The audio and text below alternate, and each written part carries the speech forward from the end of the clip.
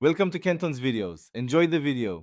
You start by installing Gboard so you can switch immediately. Open the Play Store or App Store and install Gboard. Once done, grant the essential permissions: microphone for voice typing and storage for themes, because Gboard needs them to work smoothly. Make sure you have a stable Wi-Fi connection to avoid partial downloads. You do not need to change anything else yet. The app install is the first actionable step that lets you proceed to enable Gboard as an input method.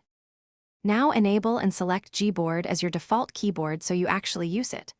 On Android, go to Settings, then Languages and Input, and open on Screen Keyboard or Virtual Keyboard. Toggle Gboard on. Once enabled, choose Current Keyboard and pick Gboard as the default.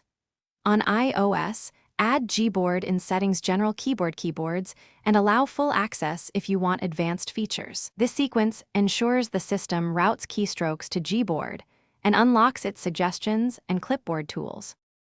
Finish by customizing Gboard so it matches how you type. Open the Gboard app and set theme, layout, languages, and glide typing preferences because personalization improves speed and accuracy.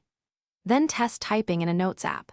Try swipe typing, emoji, and voice input to confirm everything works.